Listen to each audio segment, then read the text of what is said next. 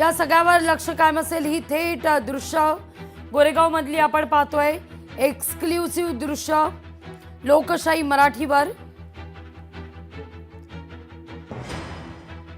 शिवसेनेच्या वतीनं या ठिकाणी आंदोलन केलं जात आहे। मोठ्या संख्येनं महिला या एकवटलेल्या आहेत। गोरेगाव ड्रग्ज प्रकरण आणि या प्रकरणामध्ये 2 जणांचा जीव गेलेला आहे। या घटनेचे पडसाद आता उमटताना दिसत आहेत। महिला वर्ग मोठ्या संख्येनं वनराई पोलीस स्थानकाबाहेर जमलेला आहे।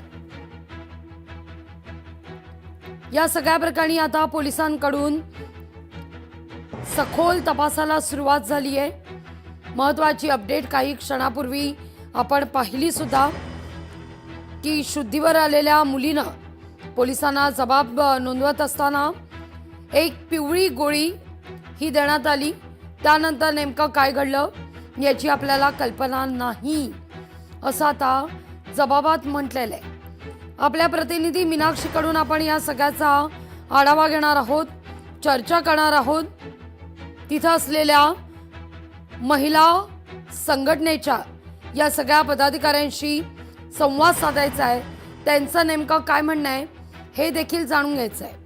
या सगळ्याविषयी अधिक माहिती घेण्याकरता थेट जाऊया आपल्या प्रतिनिधी मीनाक्षी म्हात्रे यांच्याकडे। मीनाक्षी, काय म्हणणं आहे या महिलांचं? लागवी खरं तर आपण पाहतोय की गोरेगावच्या नेस्कोमध्ये कॉन्सर्ट दरम्यान ड्रग्सच्या ओव्हरडोसमुळे आपण पाहतोय 2 तरुणांचा मृत्यू झाला होता आणि वनराई पोलिसांनी काही आरोपींना जे आहे ते यामध्ये अटक केली होती आणि हा तपास सध्या सुरू आहे। खरं तर मुंबई असेल, कल्याण असेल, या सगळ्याच परिसरातून या आरोपींना अटक केली असली तरी मात्र मुख्य आरोपी अजूनही पोलिसांच्या हाती लागलेला नाहीये। याच दरम्यान ठाकरे गटाच्या नेत्या किशोरी पेडणेकर या वनराई पोलीस ठाण्यामध्ये पोहोचलेल्या आहेत। खरं तर अधिकाऱ्यांची भेट घेऊन या ठिकाणी त्या निवेदन देखील देणार आहेत। खरं तर ठाकरे गटाचे कार्यकर्ते मोठ्या संख्येनं सध्या वनराई पोलीस ठाण्याबाहेर जमलेले आहेत। इथे आपण जर पाहिलं तर निदर्शनं जी आहेत ती दिली जात आहेत। थोड्याच वेळामध्ये सुनील प्रभू देखील या ठिकाणी पोहोचणार आहेत। त्यामुळे एकूणच आज निवेदन देताना नेमकं अधिकाऱ्यांची काय बातचीत येते, काय माहिती किशोरी पेडणेकर घेतात हे देखील पाहणं महत्त्वाचं राहणार आहे। थोड्याच वेळामध्ये त्या निवेदन देऊन बाहेर येतील। माध्यमांशी नेमकं या दरम्यान काय बोलतात हे देखील पाहणं महत्त्वाचं राहणार आहे। मीनाक्षी, मी तुम्हाला विनंती करते तिथं असलेल्या काही महिला पदाधिकाऱ्यांशी संवाद साधण्याचा प्रयत्न करा, कारण मोठ्या संख्येनं महिला वर्ग वनराई पोलीस स्थानकाबाहेर एकवटल्याची ही दृश्य आपण या क्षणी पाहतोय। ड्रग्ज प्रकरण आणि या ड्रग्ज प्रकरणामध्ये महिला आक्रमक झालेल्या आहेत। शिवसेनेच्या निवेदन देण्याकरता किशोरी पेडणेकर यांच्या नेतृत्वामध्ये शिवसेनेचं हे आंदोलन। मीनाक्षी, तिथं असलेल्या उपस्थितांशी संवाद साधा। निश्चितच लागवी खरं तर गोरेगावचं जे ड्रग्स प्रकरण आहे या प्रकरणामध्ये आपण पाहतोय की वनराई पोलीस ठाण्यामध्ये सध्या किशोरी पेडणेकर पोहोचलेल्या आहेत आणि शिवसैनिक महिला ज्या आहेत, कार्यकर्त्या या देखील या ठिकाणी उपस्थित आहेत। त्यांच्याशी आपण बातचीत करूया। खरं तर तुम्ही आज कशासाठी पोलीस ठाण्यामध्ये पोहोचलेले आहेत? किशोरी पेडणेकर देखील या ठिकाणी आलेले आहेत। निवेदन थोड्याच वेळामध्ये त्या देणार आहेत। काय माहिती द्याल? ड्रग्स प्रकरणामध्ये 2 तरुणांचा 2 विद्यार्थ्यांचा खरं तर मृत्यू झालेला आहे, कसं पाहता याकडे?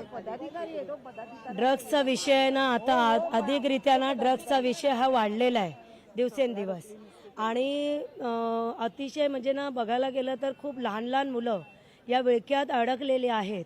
आणि आताचा हा झालेला जो 11 तारीखचा प्रकार आहे तो अतिशय एवढी सुशिक्षित मुलं आणि आपल्या ह्या नेस्को संकुलामध्ये झालेला हा प्रकार, तर ह्या 3 मुलांचा जीव गेलेला आहे।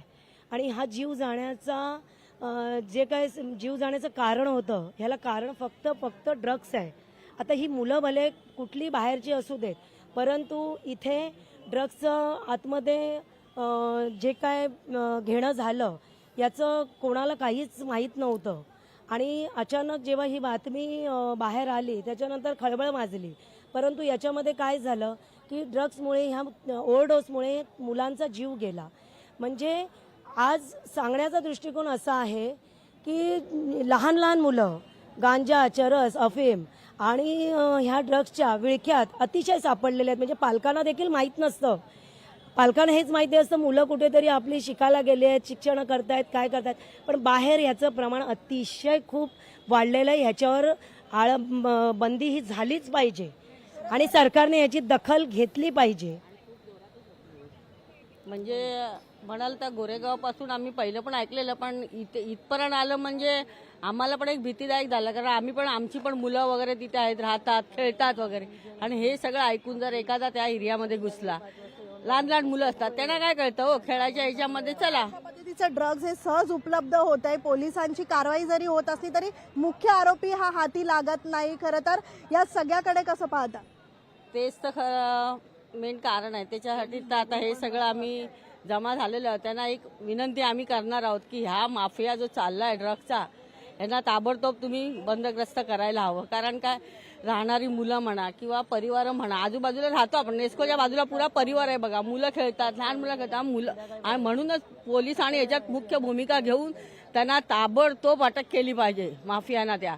कारण हे असं चालणार नाही. इथपर्यंत आलं म्हणजे पुढे एरियात पण घुसतील थोड्या दिवसांनी, आणि होणार, चालू झालं इथे. आणि आम्हाला ती भीती झाली आहे.